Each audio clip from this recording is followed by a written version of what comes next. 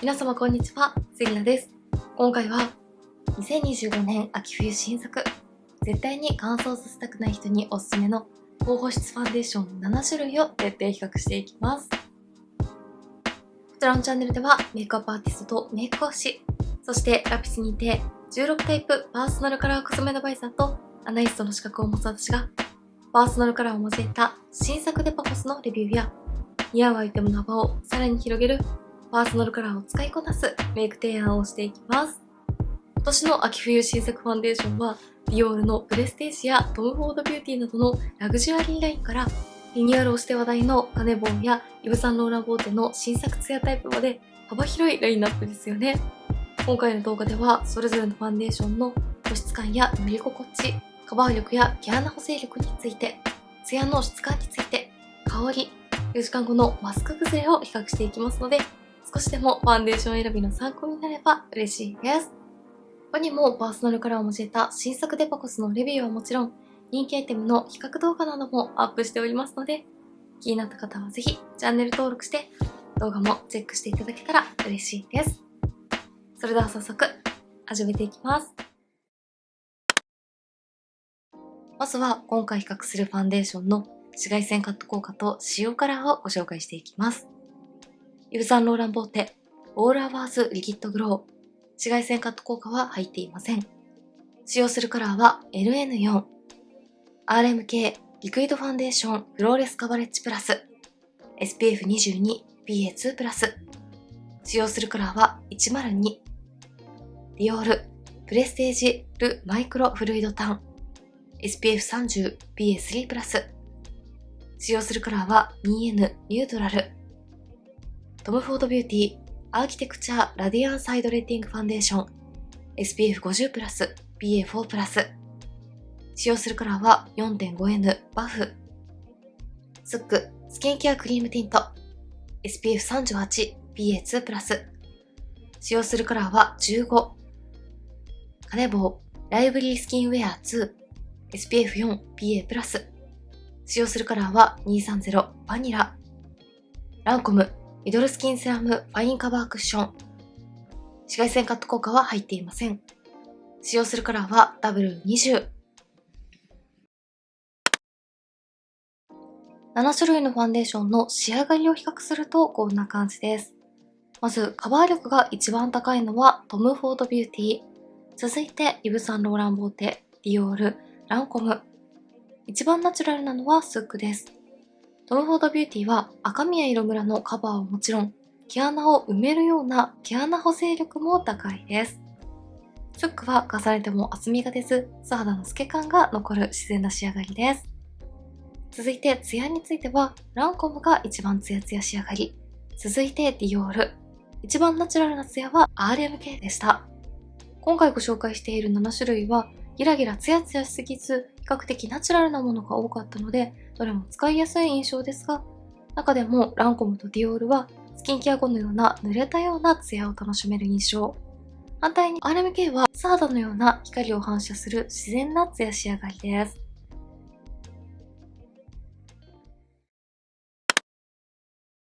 それでは仕上がりや塗り心地、質感などの特徴が特に似ていると感じた2つを半眼ずつに塗って、実際の塗り心地、仕上がり、カバー力、香り、4時間後のマスク崩れを比較していきたいと思います。まず比較するのはこちら。特にみずみずしい塗り心地だと感じたイヴ・サンローラン・ボーテと RMK です。まずはこちら側半分にイヴ・サンローラン・ボーテを塗っていきます。サンローランはベタつかない程度に適度なオイルっぽさも感じられるようなみずみずしいテクスチャーです。一度塗りだとこんな感じでかなり薄膜に仕上がるので、重さや厚みがなく、つけ心地も軽いファンデーションがお好きな方に特におすすめです。はい、まずはこちら側半分にイヴ・サンローラン・ボーテを顔全体に薄く一度塗りしてみました。一度塗りの時点だと下地のみの方と比較をしても厚塗り感がなく、薄膜ながらもきちんと肌の赤みや色ムラをカバーしてくれています。近くで見るとこんな感じです。赤みや色ムラ、毛穴や凹凸も自然にカバーしてくれていますが、一度塗りの時点だと透け感も残っています。ナチュラルさとカバー力の両立をしてくれるところがこのファンデーションの特徴です。では反対側に RMK を塗ってみます。RMK はイヴ・サンローランボーテよりもさらにみずみずしくて、膜感がなく肌に溶け込むように馴染んでいきます。塗っていても全く負担感がなくて、肌と一体化するようなファンデーションです。はい、こちら側には RMK を顔全体に薄く一度塗りしてみました。RMK は水分と油分のバランスが良く、肌の乾燥が気になっている時にも塗りやすいですが、伸ばしきった後はベタつきや重さを一切感じさせずに、肌にスッと溶け込むように馴染んでいくテクスチャーです。ベタつきや重さ、膜感などが全くないので、何もつけていない状態のような軽やかさなのに、きちんとカバー力も感じられます。近くで見るとこんな感じです。肌に溶け込むように馴染むので、厚みは出ていませんが、一度塗りでも赤みや色ムラ、そして毛穴や凹凸を滑らかに整えてくれるので、この軽やかな塗り心地とカバー力を兼ね備えているのはすごく優秀なんじゃないかなと思います。サンローランと RMK の一度塗りの状態を比較すると、どちらも厚みがなく軽やかな仕上がりなのに適度なカバー力があるというところは似ていますが、サンローランの方が素肌の透け感があり、RMK の方がカバー力が高めな感じがします。では、それぞれ気になる部分に重ねていって仕上げていきます。サンローランは程よい膜感があるタイプなので、タップするように乗せていくと綺麗にカバーしてくれます。厚塗り感は出ないのに、重ねていけば重ねていくほど高いカバー力が得られるところがサンローランの特徴です。しっかりタップするように乗せていくと、こんな感じでニキビ跡などもきちんとカバーしてくれます。RMK はかなり肌なじみがいいので、重ねていっても重さが出ない分、カバー力は一度塗りの時点とあまり変化がないかなという印象です。ニキビ跡の部分に重ねていってもこんな感じで、ある程度はカバーしてくれますが、あまりカバー力が変わらないのが特徴的です。はい、サンローランと RMK、それぞれ気になる部分に何度かしっかり重ねて仕上げてみました。どちらのファンデーションも重ねていっても一度塗りの時の滑らかで薄膜な感じをしっかり保ってくれますが、サンローランは重ねていけば重ねていくほどニキビ跡などもしっかりカバーしてくれるようなカバー力が増すのに対して、RMK は重ねていってもファンデーションが肌に馴染んでいくので、一度塗りの時とあまりカバー力が変わらないなという印象でした。近くで見るとこんな感じです。サンローランは顔の中心にもしっかり何度か重ね付けしましたが、重さや厚みが出ることなく、薄膜でサーダっぽいのに、しっかり赤みや色ムラ、ニキビ跡もカバーしてくれます。厚塗り感は出したくないけれど、高いカバー力が欲しいという方にとてもおすすめです。RMK もこんな感じで、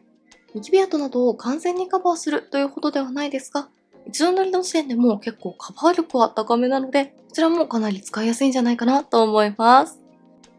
アップで比較するとこんな感じです。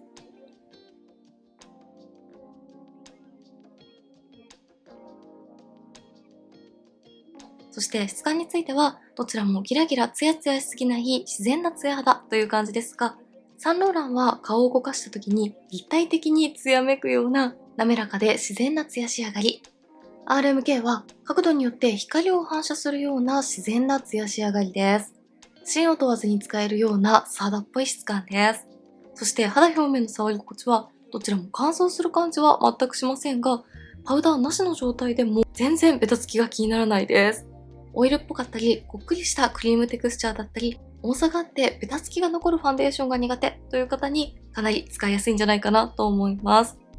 ただ RMK は若干オイルっぽさが物足りない感じもするので、乾燥が気になる肌タイプの方は冬場には少し注意が必要かもしれません。香りについては、サンローランはウリ系のフレグランスのような香りがほんのりする程度。そこまで香りは強すぎないので、比較的使いやすいかなと思います。RMK は原料のような香りのみなので、香りが苦手な方にも安心して使いやすいと思います。では、この上にクレトポーボーテのフェイスパウダーをブラシで軽く塗って、これから約4時間ほどマスクで過ごして崩れについて見ていきたいと思います。はい、あれから約4時間ほどマスクのまま過ごしました。崩れについて見ていきたいと思います。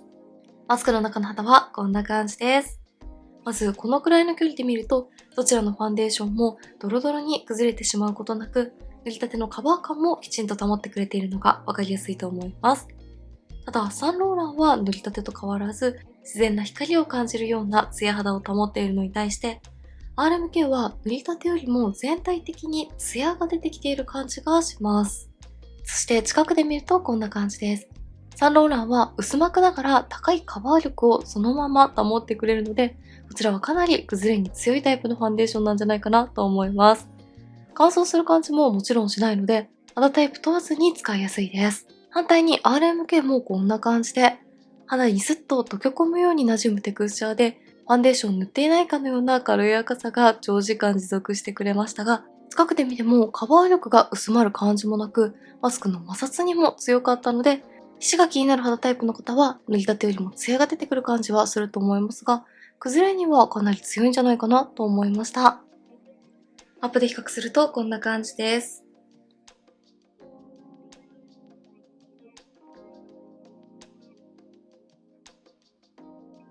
肌表面を触った感じは、どちらも塗りたてと同様、全くベタつきが出ていないです。RMK もツヤは出てきていますが、小鼻の横も皮脂が出ている感じは気にならないので、冬場でもベタつきや皮脂を対策したいという方に特に使いやすいんじゃないかなと思います。今回私はスックのザ・プライマーを使用していますが、こういった保湿力の高いアイテムと組み合わせると、乾燥肌の方にも安心して使いやすいんじゃないかなと思います。続いて比較していくのはこちら。今回ご紹介している10種類の中でも特に高いスキンケア効果があり、しっとりしているディオールとトムフォードビューティーです。まずはこちら側にディオールを塗っていきます。ディオールには専用のブラシがセットになっているので、今回はこちらを使って塗っていきたいと思います。まずは顔全体に置いて、ブラシで軽くタップしながらなじませていきます。ディオールはたっぷりの水分とみずみずしいオイルを閉じ込めた薄い膜を肌に伸ばしているような感覚で、肌表面の水分が足りない時やパサつきが気になる時にもかなり塗りやすいです。膜感が強いので厚みがなくつるんとしたツヤ肌に仕上がります。このファンデーションとても綺麗です。はい、まずはこちら側半分にディオールを顔全体に塗ってみました。下地のみの方と比較をすると、赤みや色ムラがカバーされているのはもちろん、肌を膜で覆ったような立体的なつるんとしたツヤ感がかなりわかりやすいと思います。濡れたようなツヤ肌ですが、ギラギラしすぎず立体的に仕上がるところがものすごく綺麗です。そして近くで見るとこんな感じで、ブラシ塗りですが赤みや色ムラもしっかりカバーしてくれる高いカバー力があります。毛穴や凹凸は埋めるというよりも膜で覆うようなカバー力があって、肌表面の凹凸が気にならないつるんとしたツヤツヤ肌に仕上がってくれます。肌表面は水分とみずみずしいオイルでしっかり保湿をした後のようなスキンケア後のような潤い感があります。乾燥が気になる肌状態にもかなり塗りやすいですが、表面にベタつきは残らないので、こちらはどんな肌タイプの方にも使いやすい高保湿ファンデーションなんじゃないかなと思います。では反対側にはトムフォードビューティーを塗っていきます。トムフォードはディオールよりもこっくりしていて、成分をたっぷり含んだスキンケアクリームのような塗り心地です。伸びもよくクリームで肌に蓋をしてくれるような高い保湿力を感じられます。はい、こちら側にはトムフォードビューティーを塗ってみました。反対側に塗ったディオールはみずみずしいオイルで肌を保湿したような仕上がり。トムフォードビューティーは滑らかで伸びのいいクリームで肌を保護するようなこっくりした保湿力を感じられます。どちらもファンデーションというよりもスキンケアアイテムのような保湿力がありますが、ディオールはオイルで保湿した時のような仕上がり。トムフォードビューティーはスキンケアの最後にクリームで蓋をした時のような保湿感があるという違いです。水分が足りなくてパサつきやカサつきが気になる方はディオールがおすすめ。時間が経つと水分や油分が失われていくのが気になるという方はトムフォードビューティーがおすすめというイメージです。そして仕上がりについてはトムフォードビューティーの方がさらにカバー力が高くて、毛穴や凹凸を埋めて滑らかな肌に見せてくれる効果があります。近くで見るとこんな感じです。トムフォードも厚塗り感はないですが、滑らかなクリームテクスチャーが毛穴や凹凸を埋めてくれるので、赤みや色ムラの色補正はもちろん、毛穴補正力も高いです。ディオールと比較するとこんな感じで、透け感の違いがわかりやすいと思います。アップで比較するとこんな感じです。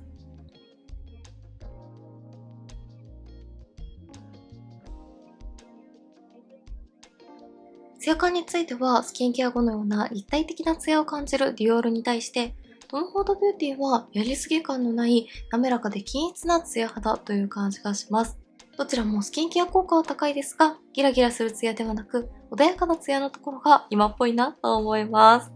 そして香りについては、どちらのファンデーションもかなり強めで、まずディオールはハーブ系のスキンケアのような香りにほんのり甘さを感じるような仕上がり。トムフォードビューティーはフレグランスのような香りがかなり強めに感じられます。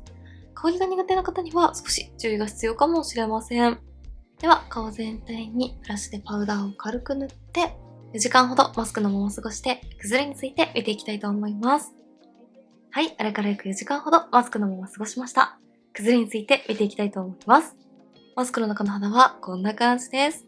どちらもファンデーションというよりもスキンケアアイテムを塗っている時のような高い保湿感が持続してくれますが、このくらいの距離で見ると塗りたての時のままのカバー力と仕上がりを保ってくれているのがわかりやすいと思います。近くで見るとこんな感じです。まずディオールは塗りたての厚塗り感はないけれどしっかりカバーしてくれている感じと、膜で肌を覆うような滑らかなツヤ感がきちんと持続します。みずみずしいオイルのようなしっかりした保湿感があり、ツヤも綺麗に出るタイプですが、皮脂や摩擦にも強いところがさすがだなと思います。そしてトム・フォードはこんな感じで、ディオールよりもさらに崩れに強くて、塗りたての状態から全く変化がないくらい、乾燥にも皮脂にも摩擦にも強い感じがします。スキンケアクリームのような高い保湿感があるのに皮脂が出ないところや、毛穴凹凸を埋めて補正してくれる高いカバー力があるのに摩擦にも強いところがものすごく優秀です。アップで比較するとこんな感じです。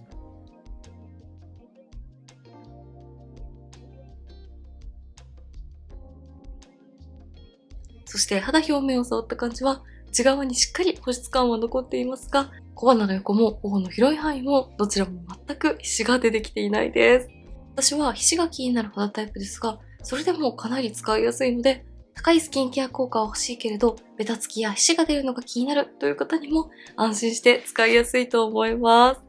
どちらのファンデーションも同じくらい使いやすいので、保湿感の違いや仕上がりのお好みで選ぶのがいいんじゃないかなと思います。続いて比較していくのはこちら。保湿力とナチュラルな使い心地を両立してくれるスックとカネボウです。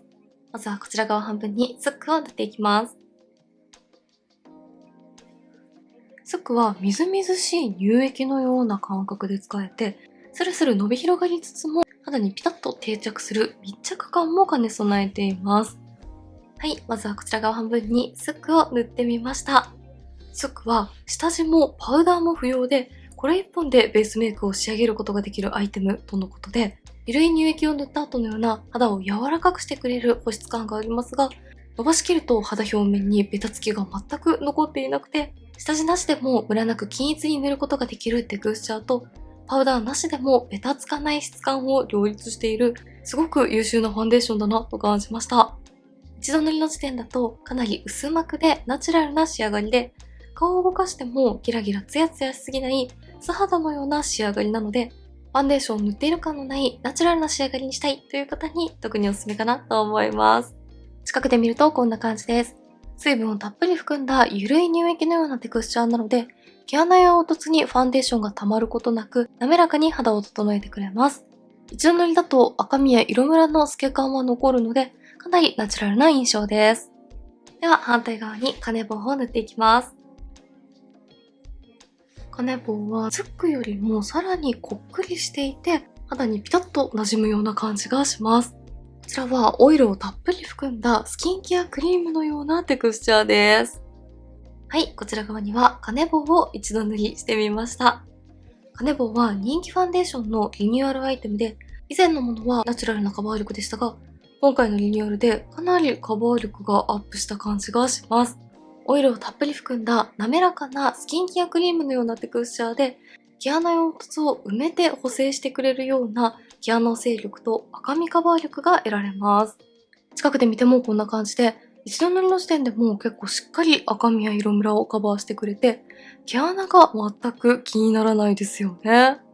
こっくりした質感なので、毛穴落ちせずに綺麗に毛穴カバーをしてくれるような印象です。反対に塗っているスックと比較をすると、カバー力の高さがよりわかりやすいと思います。では、それぞれ上から重ねて仕上げていきます。スックはかなりみずみずしくて軽やかなので、少しスライドさせながら重ねていきたいと思います。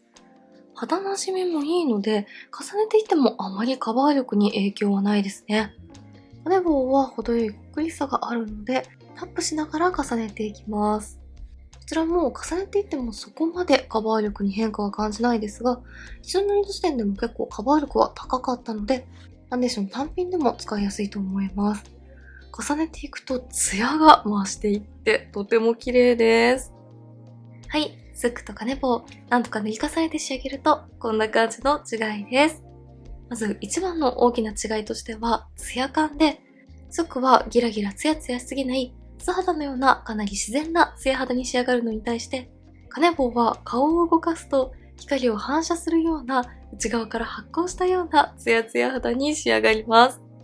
どちらもやりすぎ感がなく今っぽいツヤ肌ではありますが、落ち着いたツヤ感がお好みの方はスックがおすすめ、しっかりツヤを楽しみたい方は金棒がおすすめです。そしてカバー力に関しては、スックは重ねていっても一度塗りの時点とあまりカバー力に変化はなく、近くで見ても自然な透け感が残るような印象です。気になる部分はコンシーラーを使用するのがおすすめかなと思います。金棒も重ねていっても自然に馴染んでくれるので、こちらもあまりカバー力は変わらない印象でした。ただ金棒は一度塗りの時点でも赤みや色ムラのカバー力も比較的高めで、毛穴補正力も高かったので、スックと比較するとしっかりファンデーションで肌が覆われている感じがわかりやすいと思います。そして金棒は重ねていけば重ねていくほどツヤが増していくので、ツヤをしっかり出したいという方は重ね使いもおすすめです。アップで比較するとこんな感じです。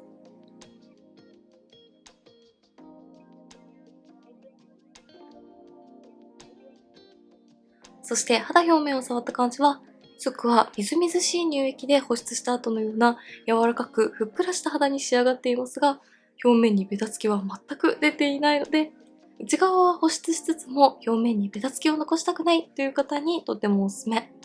カネボウはオイルたっぷりのクリームで保湿した後のようなみずみずしくふっくらした肌に仕上がっていて、こちらは肌表面に少ししっとり感が残っています。ただこちらもベタついたり重さが出るほどではないので、比較的使いやすいんじゃないかなと思います。香りに関してはどちらもフローラル系のスキンケアのような香りがほんのりとする程度です。比較するとカネボウの方が若干香りは強いかなと思いますが、どちらも香りが苦手な方にも問題なく使いやすい程度かなと思います。では、パウダーを軽く塗って、4時間後のマスク癖を見ていきます。はい、あれから約4時間ほどマスクのまま過ごしました。崩れについて見ていきたいと思います。マスクの中の肌はこんな感じです。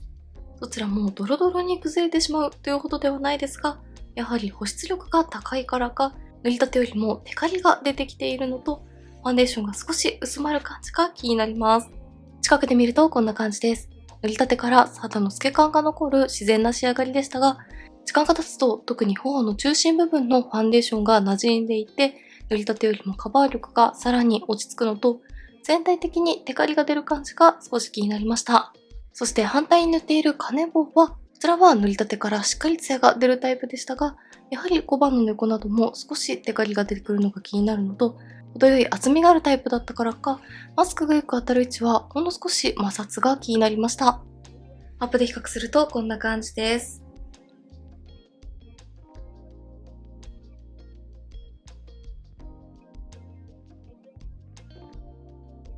ただ、どちらのファンデーションも内側にはしっかり保湿感がとどまっていますが、肌表面はそこまでテカリやベタつきが出ている感じがしないのと、摩擦がない額はこんな感じで比較的綺麗に保っているので、マスクをすることで摩擦はもちろん、蒸気でテカリが出たり、ファンデーションが薄まりがちなのかなとも思いました。特にカネボウは摩擦崩れが少しだけ気になったので、マスクなしで過ごすときにより使いやすいんじゃないかなと思います。最後にご紹介するのはこちら。唯一のクッションタイプのランコムです。ランコムは液が緩めなので、こんな感じで軽く押すだけでもしっかりパフに液が取れます。顔の中心から外側に向かってパフしていきます。かなり緩めでみずみずしいテクスチャーのクッションファンデーションです。一塗りでもこんな感じでしっかりカバーしつつ、ツヤもきちんと出てくれます。はい、こちら側半分にランコムを塗ってみました。ゆるいテクスチャーなので少量でも肌に伸び広がってくれて、しっかりカバーしてくれるハイカバータイプです。顔を動かすと光の反射で濡れたようなツヤ肌に仕上がります。みずみずしいオイルのようなテクスチャーなので、肌表面の乾燥が気になる時にはもちろん、毛穴や凹凸が気になる時にも滑らかに均一にのせることができます。クレドポーボーテの大人気クッション、ターンクッションエクラルミヌに使用感が似ているなと感じました。近くで見るとこんな感じです。みずみずしいので厚塗り感は出ないですが、しっかり肌を覆ってくれるので、赤みや色ムラ、気になるニキビ跡もコンシーラーなしでカバーしてくれます。肌をふっくらとさせてくれる効果もあるので、毛穴や凹凸も滑らかに整えてくれる毛穴補正効果も高いです。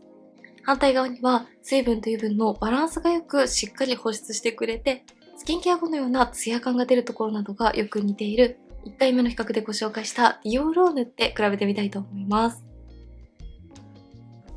ディオールもたっぷりの水分とオイルで肌を保湿してくれる感じが似ていますが、ディオールの方が膜感が強い感じがします。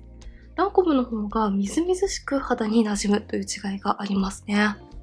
はい、ランコムとディオールを比較するとこんな感じです。この2つは今回比較している7種類のファンデーションの中でも一番ツヤが出るタイプなので、顔を動かすとこんな感じで生き生きとしたツヤ感がわかりやすいと思います。比較をするとランコムの方がさらに水分をたっぷり含んだような濡れツヤ感が強い印象です。塗り心地としてはどちらもたっぷりの水分とオイルで肌を保湿してくれるようなスキンケアのような感覚で使えますが、ディオールの方が膜感が強め、ランコムの方がオイル感が強めという違いがあって、このテクスチャーの違いが仕上がりにも影響している感じがします。近くで見るとこんな感じで、ディオールは肌を膜で覆ったようなつるんとしたツヤ感と、埋めるのではなく膜で覆うような毛穴補正力があるのに対して、ランコムはこんな感じで肌にしっとり馴染みつつ、毛穴や凹凸を埋めるようなカバー効果を感じられます。アップで比較するとこんな感じです。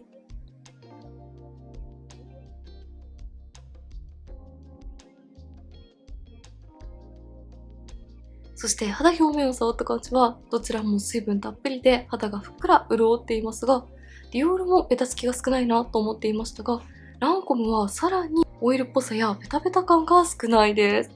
これだけしっかりツヤを楽しめるのにベタつかないところもすごく今っぽいファンデーションだなと思います。そして香りについては、ランコムはほんのりバニラを感じるような甘めの香りが結構します。香りの強さはだいたい同じくらいですが、比較をするとランコムの方が持続力が弱い感じはします。香りが苦手な方には少し注意が必要かもしれません。では顔全体にパウダーを軽く塗って4時間ほどマスクのまま過ごして崩れについて見ていきたいと思います。はい、あれから約4時間ほどマスクのまま過ごしました。崩れについて見ていきたいと思います。マスクの中の肌はこんな感じです。どちらのファンデーションも塗りたての高い保湿感を持続してくれて、時間が経っても乾燥を気にせずに過ごすことができましたが、テカリも全く出ていないですよね。近くで見るとこんな感じです。まずディオールは1度目の比較の時と同様に小鼻の横や頬の広い範囲にも全くテカリが出ていなくて、ファンデーションが薄まることもなく摩擦にも強かったです。そしてランコムもこんな感じで、かなりツヤツヤに仕上がりますが、ディオールと同様小鼻の横も全くテカっていなくて、カバー力もそのまま保ってくれます。ただどうしても比較的厚みがあってオイル感も強いからか、マスクがよく当たる位置は摩擦によるハゲが少し気になりました。額はこんな感じで全く崩れていないので、ランコムはマスクなしで過ごすときに特に使いやすいファンデーションかなと思います。アップで比較するとこんな感じです。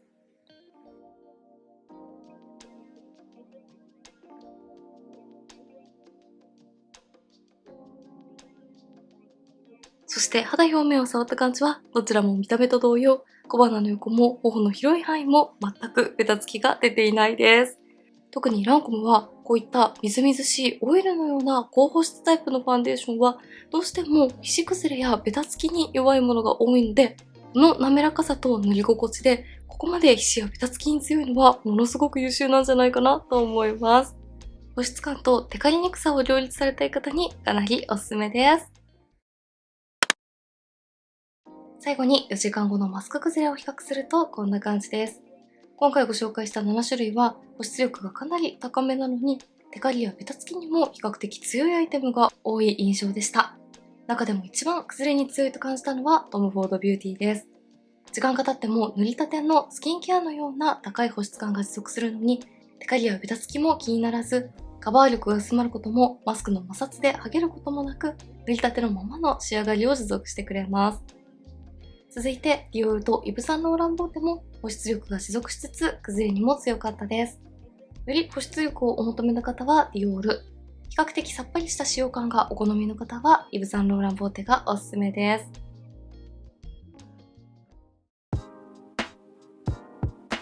はい、ではこんな感じで2025年秋冬の新作保湿系下地7種類を比較していきました。今期の新作ファンデーションはみずみずしいオイル、柔らかい乳液、こっくりしたクリームなどスキンケアのような感覚で使えるテクスチャーのものが多くて、時間が経っても保湿力を持続してくれるのにテカリやベタつきが気にならないというアイテムが特に多かったなと思います。しっかり乾燥対策もしたいけれどベタつきも気になるという方におすすめのアイテムばかりでしたので、気になった方はぜひチェックしてみてください。メイクについてのご質問やこんな動画が見たいなどございましたら、お気軽にコメントやチャンネル登録していただけると嬉しいです。それでは最後までありがとうございました。